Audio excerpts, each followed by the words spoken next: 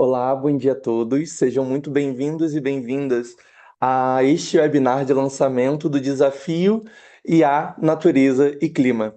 Eu sou Adriano Andrade, coordenador de eventos do Instituto Clima e Sociedade X, e conduzirei o webinar aqui hoje. Este edital ele é uma realização do Instituto Clima e Sociedade, com apoio do Google.org e apoio técnico do Instituto de Tecnologia e Sociedade, ITS. O webinar de hoje ele busca explicar em termos técnicos e processuais o edital do desafio IA, Natureza e Clima. E para isso contaremos com a participação da diretora de programas do IX, Thaís Ferraz, que trará a perspectiva institucional do projeto, a Camila Borges, que é líder especialista em uso da terra e agricultura sustentável, que junto com o Fábio Stable, diretor executivo do ITS, trarão os aspectos técnicos dos temas contemplados pelo edital, e a Catiane de Souza, coordenadora de gestão de doações do IX, que trará a abordagem dos processos e cronograma do projeto. Ao final do webinar, nós teremos 15 minutos para poder responder as perguntas que estão sendo colocadas através do nosso canal no YouTube. Então, peço a gentileza de utilizarem o chat para esse fim. E gostaria de reforçar que os detalhes do edital estão disponíveis no site desafioclima.com.br. Gostaria de convidar agora a Thaís Ferraz para conduzir a fala institucional. Bom dia a todos e todas. Eu sou Thaís Ferraz, eu sou diretora de programas aqui do Instituto Clima e Sociedade. Agradeço, a presença e o interesse de todos e todas que estão nos acompanhando aqui nesse edital. Eu vou começar, pode, por favor, já colocar o slide? Eu gostaria de falar um pouquinho e apresentar o Instituto Clima e Sociedade, o IX. Para quem ainda não conhece, é o slide. Isso, obrigada. O anterior, por favor, isso. Bom, nós somos uma organização filantrópica que atua na agenda no enfrentamento às mudanças climáticas no Brasil. Nós temos diversas abordagens de atuação. Hoje, o Instituto Clima e Sociedade apoia cerca de 200 organizações da sociedade civil no Brasil que atuam nessa agenda alinhada à nossa visão e missão que vocês podem ver aqui. Hoje nós temos um portfólio de atuação organizado em 4 eixos estratégicos, 2 eixos que são mais setoriais, então um de transição energética, industrial e de transportes, um outro eixo focado na transição de uso da terra, sistemas alimentares e bioeconomia, no qual esse edital está inserido, e 2 eixos de atuação que são transversais, um focado em política climática e arcabouço institucional, e o outro focado em agentes de mudança para ação climática, em que nós trabalhamos bastante com comunicação e engajamento de diversos públicos. Pode passar, por favor. Bom, esse é o nosso segundo edital, então esse é um modelo de atuação que nós iniciamos com um edital focado primeiro no tema de transição energética, e a gente vê com um grande potencial nesse modelo de atuação, porque é uma forma de chegar em outras instituições para além da rede que já conhece, já acessa o X, e com isso a gente diversificar e ampliar a nossa rede. Bom, no edital específico aqui de inteligência artificial, natureza e clima, o X é a organização que está realizando esse edital com o suporte técnico do ITS, que é uma organização especialista, né, o Instituto Tecnologia e Sociedade, o Fábio está aqui conosco hoje, com o apoio do Google, e nós vamos contar com um júri técnico para fazer a avaliação das propostas que vai ter representantes de todas essas organizações mencionadas aqui. Pode passar para o próximo. Próximo slide. Isso, obrigada. Bom, e aí, por que a gente está trabalhando, né? Por que o IC está abrindo um edital focado em inteligência artificial, natureza e clima?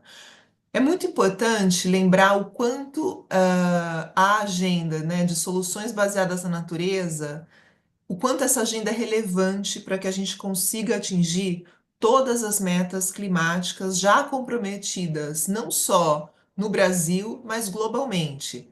E nesse assunto, o Brasil tem uma relevância global, porque o Brasil pode ser um país, né? Acho que todo mundo já ouviu isso do Brasil como um país provedor de soluções, mas a grande questão é que essa é uma agenda que ela precisa de escala. Então, por isso que a gente vê de uma forma tão positiva e esse potencial tão grande de unir a agenda de tecnologias digitais com a agenda de soluções baseadas na natureza, para que a gente consiga ter muito mais escala e atingir essa escala de uma forma mais rápida, apoiando, nesse caso, né, específico do edital, organizações que estejam trabalhando com esse assunto. Então, a gente tem aqui três grandes objetivos, né? Então, conservação de biodiversidade, maior resiliência dos ecossistemas e mitigação da emissão de gases de efeito estufa. O edital, ele está organizado em alguns temas, que é o que a Camila vai explicar mais para frente, mas eu reforço aqui o potencial que a gente vê no casamento entre essas duas agendas. São agendas com bastante relevância, bastante visibilidade recente, né? A gente vê vários relatórios apontando o tema, né? A relevância que o tema de inteligência artificial, junto com mudanças climáticas, vem ganhando.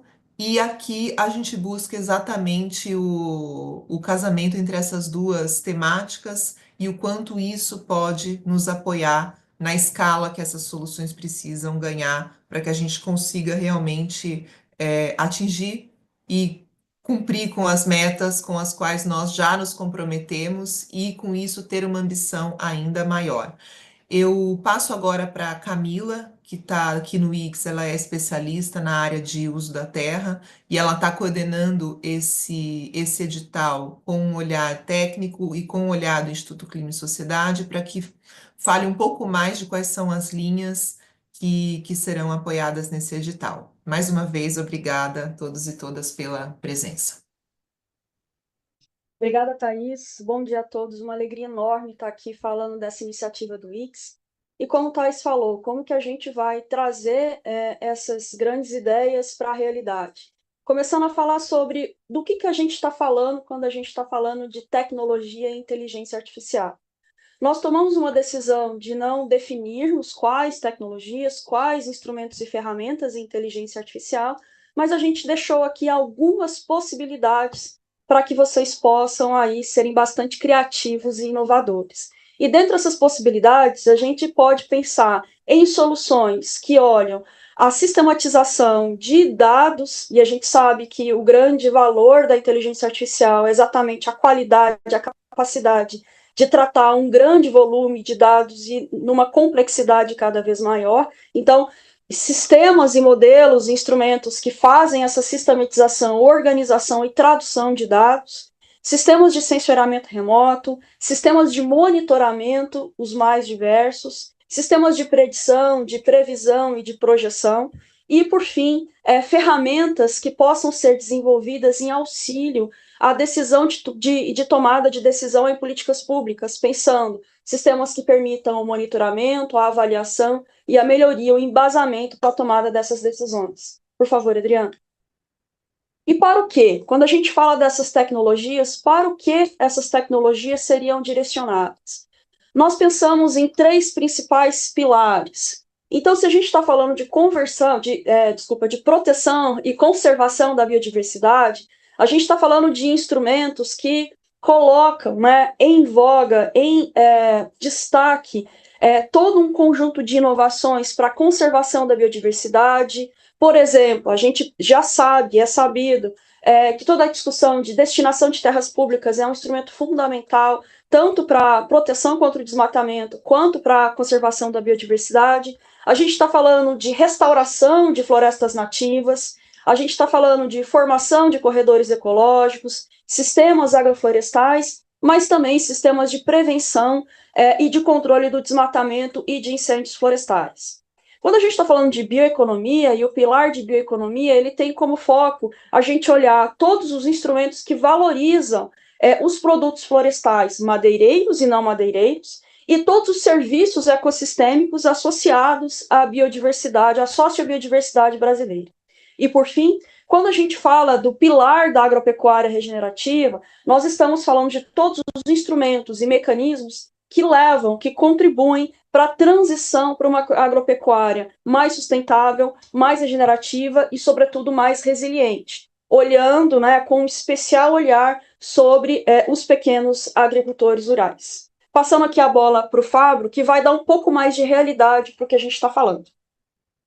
Obrigado, Camila. Então, que tipo de tecnologia a gente pode estar trabalhando nesse edital? É livre. Na verdade, você pode realmente ser criativo. Há uma ênfase em inteligência artificial, porque é algo que tem muito potencial nesse momento da gente fazer, mas pode ser cruzamento de dados, pode ser leitura de dados, podem ser outros usos de tecnologia e por aí vai. O que é muito importante no uso da tecnologia? Ela não ser fichinha, ela não ser aleatória no seu projeto. Então, por exemplo, a Agência Internacional de Energia me mostrou um projeto que usava imagens de satélite para identificar lixão. Identificava lixão em 3 tipos de cobertura: aqueles que não estão cobertos, meio cobertos e bem cobertos. A diferença de emissão de gás de metano para isso é incrível. O uso de políticas públicas é muito evidente. Você consegue saber aonde estão os lixões, você consegue saber quais são as prefeituras ou estados responsáveis por aquilo, e você consegue imaginar o que pode ser feito para que aquele lixão seja coberto, para que ele emita menos metano. Por que a tecnologia não é a parte? Por que a tecnologia é central a isso? Porque ela permite você ganhar escala. Ela permite você pegar um dado bruto, gerar um valor sobre aquilo e disso você conseguir um grande enfrentamento para as dificuldades que nós temos hoje.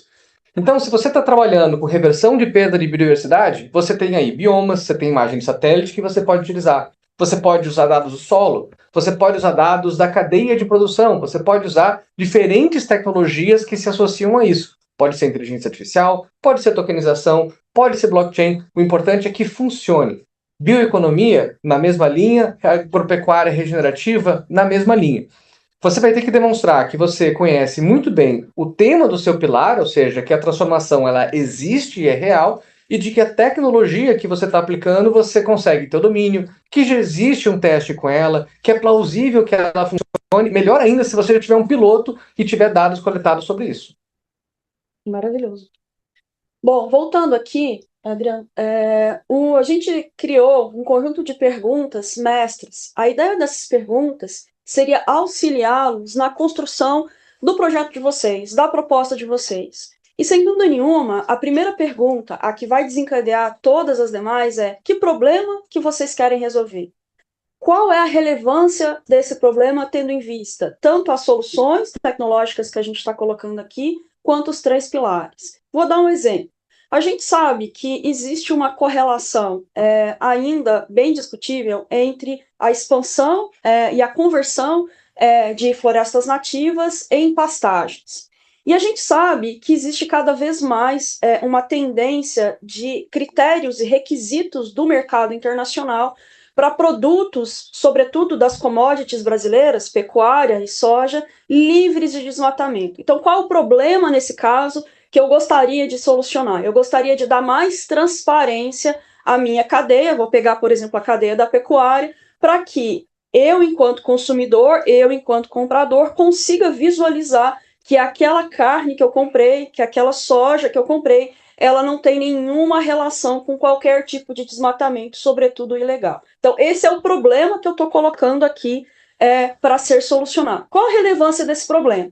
Ele dar transparência para a cadeia como um todo é um passo fundamental, primeiro, para separar o joio do trigo, para separar aquela produção que tem vinculação ao desmatamento ilegal daquela produção que está, entre aspas, correta, em legalidade. Além disso, ela também tem relevância na medida em que ela permite visualizar aqueles produtores que estão em irregularidade e, portanto, pensar mecanismos adequados para reinseri-los no mercado. E, por fim, ela também tem um efeito indireto de evitar e reduzir o desmatamento, sobretudo o ilegal. Então, esse seria o problema que a gente está querendo resolver. Como que esse problema se insere e ele conversa com a solução? Né? Como que essa solução vai contribuir para um pilar? Bom, obviamente a gente está falando aqui de uma agropecuária regenerativa, uma agropecuária que cumpre minimamente, por exemplo, os critérios do Código Florestal. Então, já temos aí uma construção em caminho, né, Fábio? Eu acho que importante quando você pensar em problema é você diferenciar daquilo que você entrega. Então, por exemplo, no exemplo da soja. Vamos supor que meu problema é um sistema que deixa transparente de onde vem a soja. Esse não é o seu problema. Esse é como você está endereçando o seu problema. Não, o meu problema é uma solução que funciona com IA aberta XYZ VQ. Esse não é o seu problema. Pense que o problema é algo real. É algo que pertence a todos nós e que você identifica como algo que precisa ser solucionado.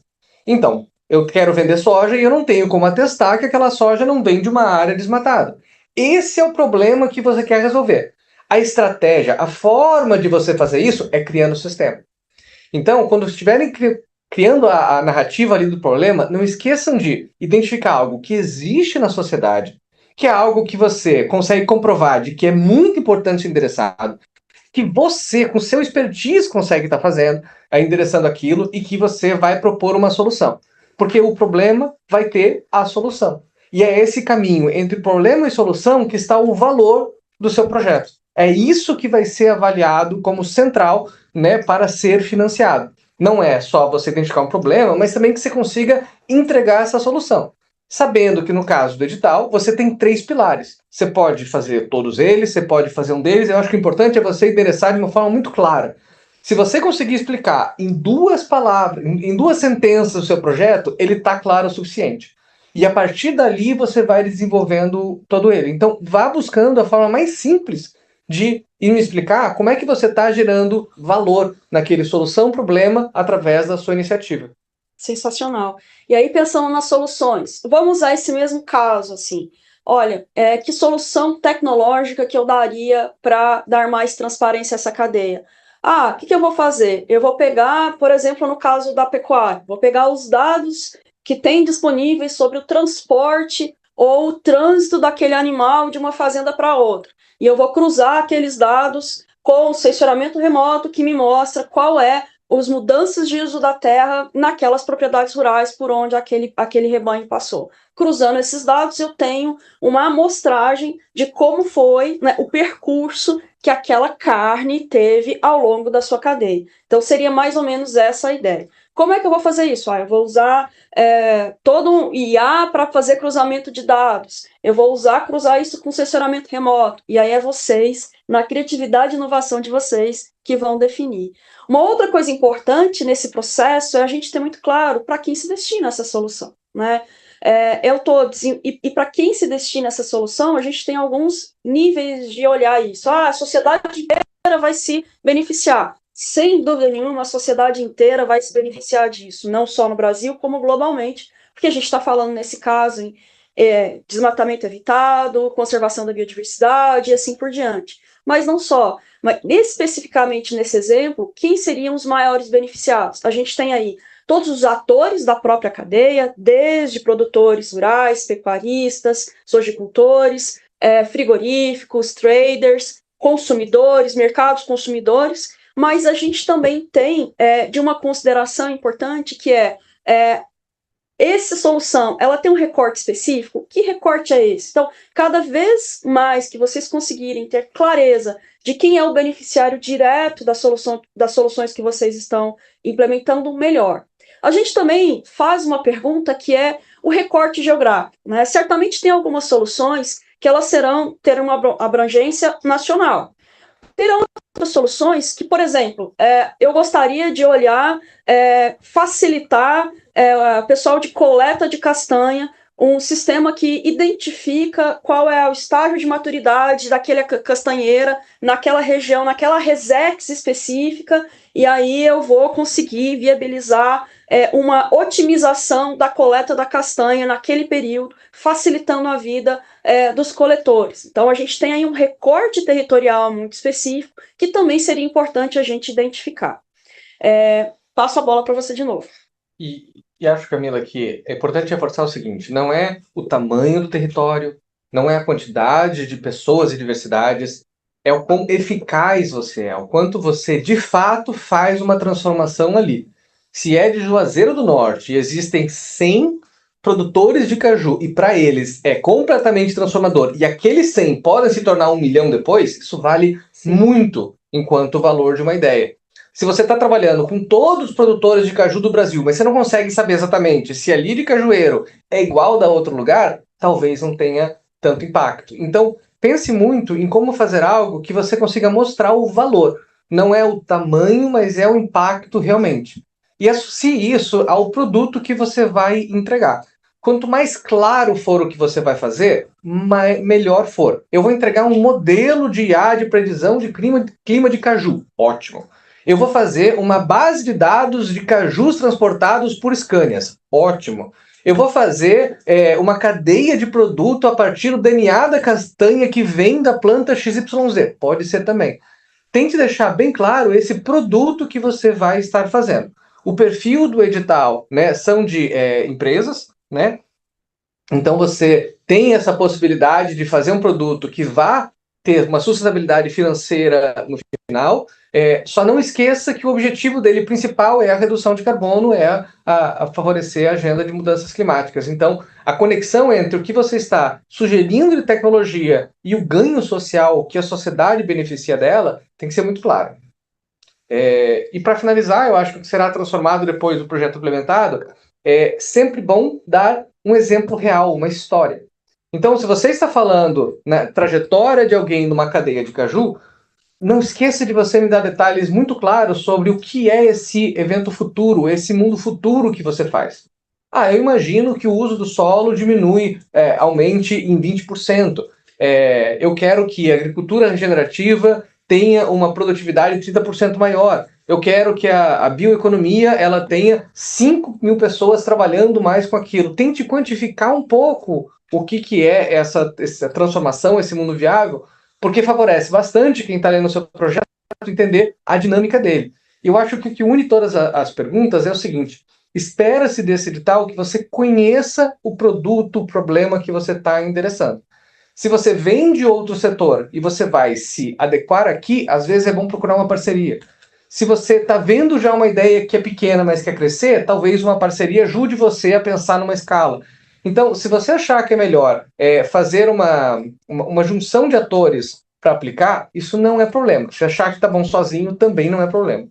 Queria só fazer uma parte que eu esqueci de falar, que quando a gente fala de recorte geográfico, a gente, no edital, vocês vão ver, nós não demos nenhum recorte específico. A gente não estabeleceu nenhuma geografia específica. A única geografia que nós estabelecemos é no território brasileiro. Então, pode ser qualquer parte do país, qualquer bioma brasileiro, desde que no território brasileiro. Passo agora para a Catiane, que vai falar mais especificamente das regras do edital. Cati. Bom dia, pessoal. Prazer enorme estar aqui ao lado de Camila, de Fabro, que trabalharam intensamente para montar essa proposta. Vamos falar agora um pouquinho sobre a parte mais processual desse edital, explicar um pouquinho para vocês como que serão as etapas de seleção, né? Então, a gente tem aí uma primeira etapa, que é a triagem, né? O que eu gostaria de destacar em relação a essa primeira etapa? Precisam ser organizações e entidades privadas sem fins lucrativos, centros de pesquisa e universidades públicas ou privadas, desde que sem fins lucrativos. Tá? Então, nessa primeira etapa, que a gente chama aí de análise formal das candidaturas, conforme pré-requisitos previstos no edital, esse é um ponto de atenção que eu gostaria de destacar.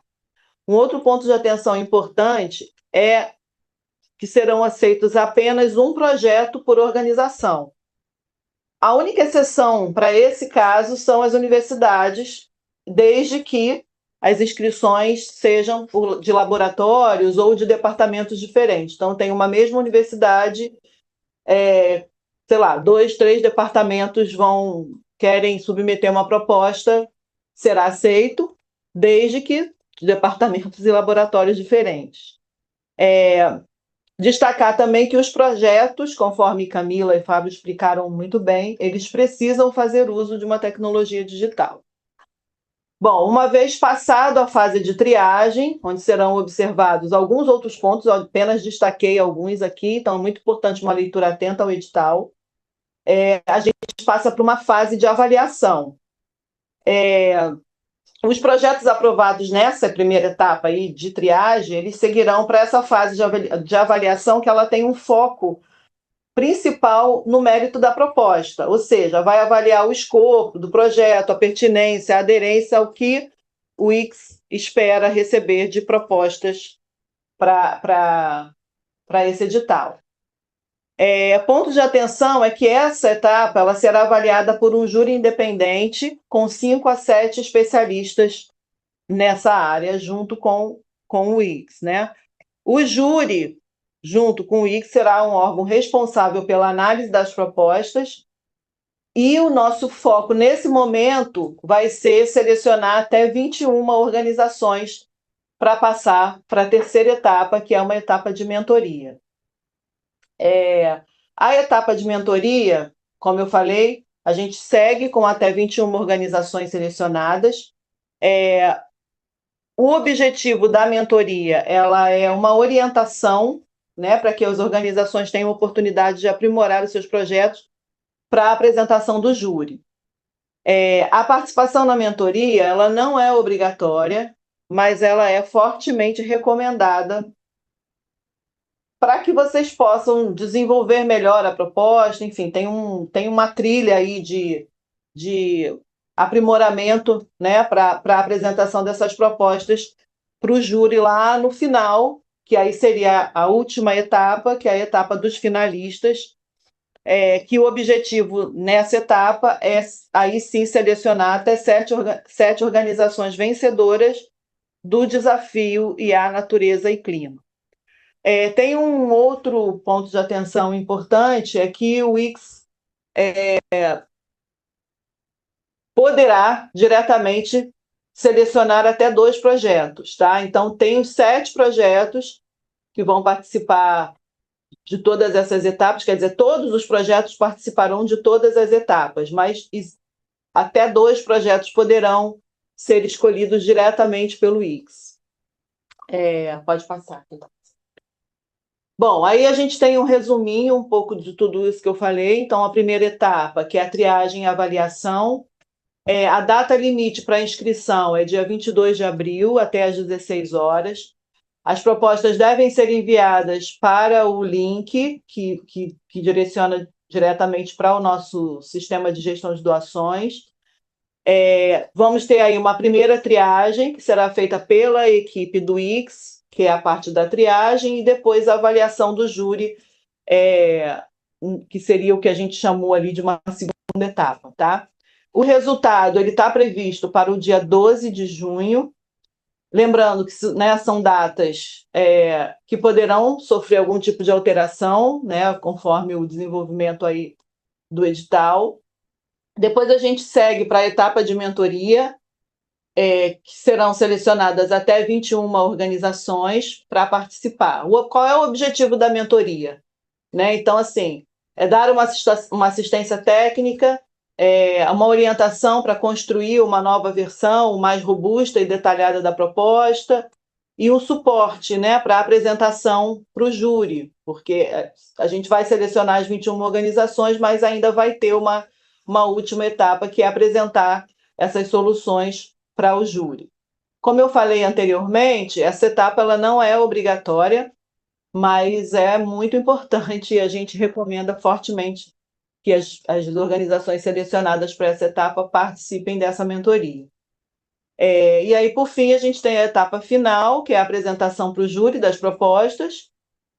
O júri, aí sim, vai selecionar de 5 a 7 que receberão um aporte financeiro. O nosso objetivo é fazer uma divulgação pública desse resultado final no dia 26 de setembro de 2025.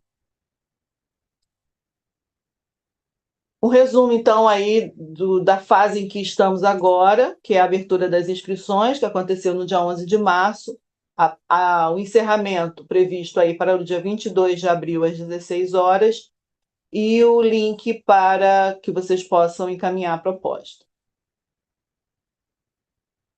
Mais uma vez, um resumo geral do cronograma. Então, a abertura das inscrições já aconteceu no dia 11 de março, o encerramento 22 de abril, a divulgação dos pré-selecionados e o convite para a mentoria será realizado no dia 12 de junho, a comunicação pública dos finalistas será 26 de setembro e o prazo para que toda a implementação seja efetivada é 31 de outubro de 2027. Aqui o objetivo é a gente reforçar um pouco mais a qualificação jurídica dos proponentes, tá? Então serão aceitas propostas, como eu falei no início, né, de organizações e entidades privadas sem fins lucrativos, institutos e centros de pesquisa públicos ou privados sem fins lucrativos, universidades públicas ou privadas sem fins lucrativos. Um ponto importante aqui é que apenas professores ou pesquisadores formalmente contratados pela universidade podem se apresentar como representantes, tá? Então, aluno, né, não é recomendado que faça a inscrição, é preciso que realmente seja uma pessoa com poderes de representar a universidade. Rede, coletivo, grupo, aliança ou movimento social.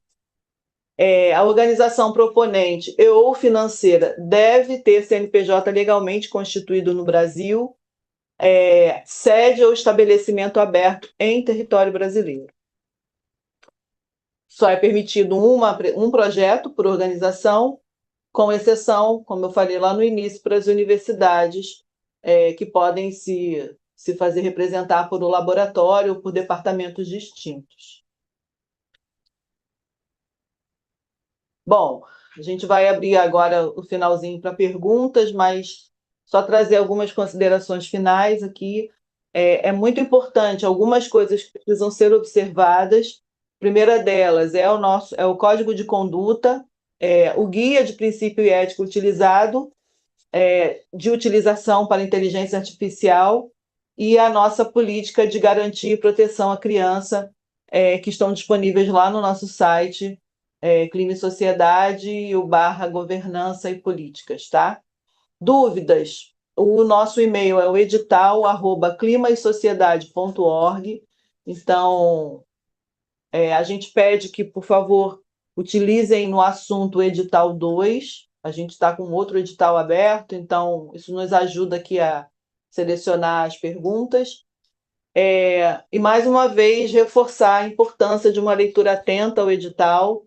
Então, e também um acompanhamento lá nas nossas redes e no nosso site para que eventuais atualizações ou alguma errata, ou alguma comunicação oficial com vocês será feito através do nosso site e das nossas redes, aí em parceria com o ITS, claro.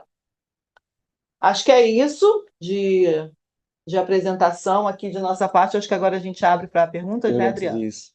Queria agradecer a todos vocês pelos esclarecimentos. A gente recebeu muitas perguntas ali no chat do YouTube. A gente vai fazer de tudo para poder respondê-las, mas eventualmente, caso ainda fiquem com alguma dúvida, a gente encoraja que vocês escrevam através do e-mail compartilhado agora pela Catiane, edital@climasociedade.org, identificando no assunto edital 2.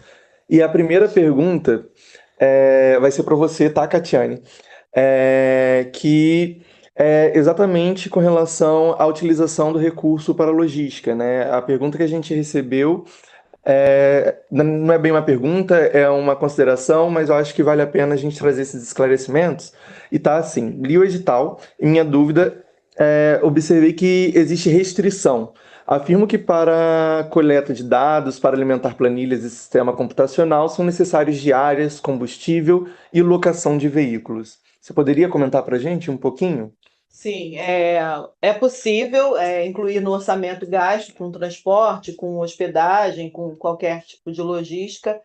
Eu sugiro aqui uma leitura atenta, né, ao item 10.6.3 do edital, e lá vai ter o detalhamento, né, das despesas que podem ser incluídas no orçamento.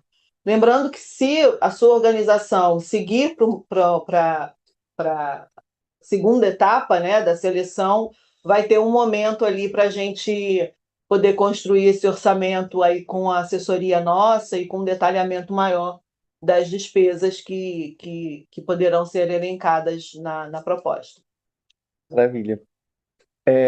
A segunda pergunta vai também de novo para você, tá? Mas acho que a Camila pode também trazer alguma contribuição. Mas ela diz o seguinte: esse edital pode ser aplicado para empresas SA? A organização proponente, ela deve ser uma instituição sem fins lucrativos, né? Então, é possível uma parceria, é possível com a instituição sem fins lucrativos, é possível, mas ela precisa ser uma organização sem fins lucrativos para ser elencada como a proposta elencada como válida, né?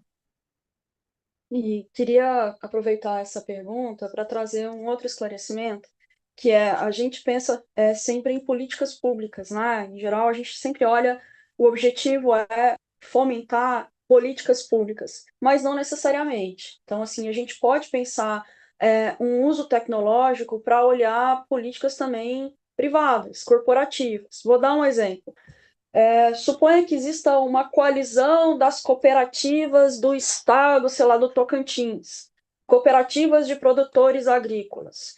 Bom, eu posso muito bem pensar a estruturação de uma ferramenta tecnológica que permita potencializar, sei lá, políticas de sustentabilidade dessa coalizão de cooperativas.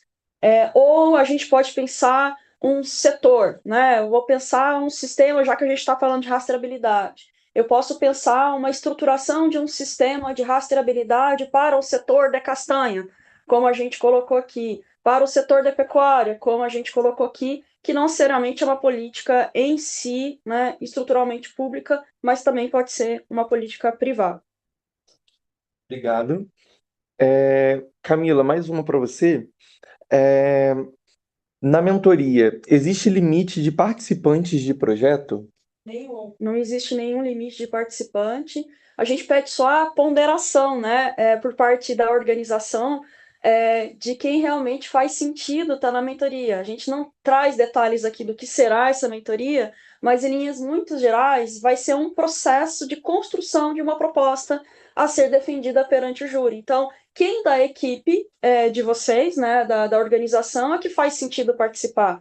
Não necessariamente a todo mundo. Então, uma ponderação na escolha do perfil das pessoas a participarem da mentoria. E talvez, adicionando que tem dois objetivos principais da mentoria. Uma delas é refinar a sua ideia para que ela fique mais premiável.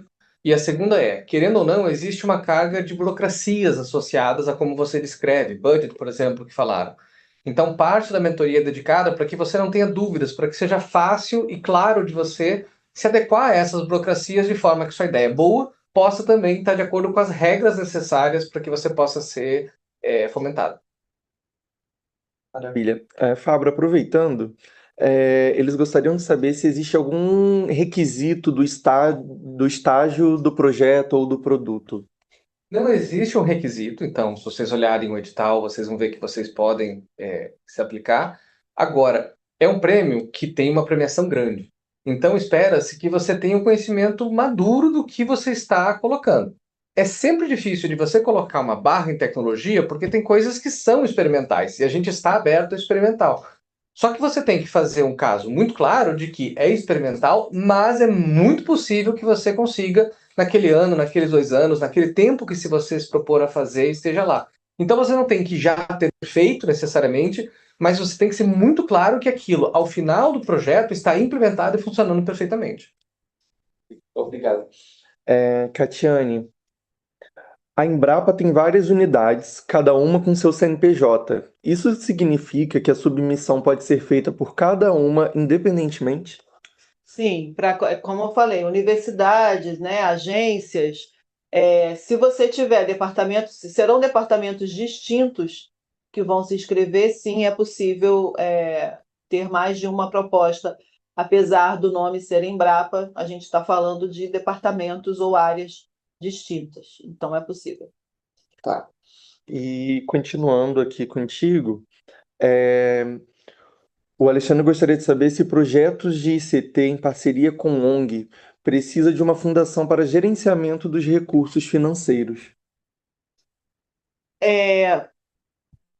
Se você tiver o CNPJ, se a ONG parceira tiver o CNPJ constituído no Brasil, não vejo necessidade de ter uma fundação, né? Mas vocês precisam avaliar as condições de gerir o recurso, né? Então, se for necessário trazer uma organização financeira para colaborar aí nesse processo, né? Principalmente na gestão do recurso, é possível, né? Fazer através de uma organização financeira. Mas se vai fazer a parceria com uma ONG, né? Então já seria o suficiente para submeter a proposta. Tá ótimo. E para a gente finalizar, uma última pergunta também para você, Catiane. É a seguinte: trabalho em uma empresa com fins lucrativos e vi que minha empresa não pode se inscrever. Se eu fizer uma parceria com uma ONG, posso inscrever o projeto neste edital? Para participar do edital, precisa ser uma instituição sem fins lucrativos. Então, se é uma empresa, subentende-se que ela tem lucro, né? Então, não estaria habilitado a participar do edital. Mas, claro, você é uma organização sem fins lucrativos e vai precisar contratar prestadores de serviço para implementar a sua solução. Óbvio que isso sim é permitido. O que não é permitido é o recurso total, né, do edital ir para uma organização que não tenha fins lucrativos. Maravilha. Então, com isso, eu gostaria de mais uma vez agradecer a participação de todos. Agradecer a participação de todos, agradecer as pessoas que compartilharam um pouquinho com a gente aqui sobre os processos, sobre as questões técnicas desse edital. Mais uma vez, reforçar que os detalhes estão disponíveis no desafioclima.com.br e qualquer dúvida também pode ser enviada para edital@climasociedade.org. Muito obrigado, tenham todos um bom dia.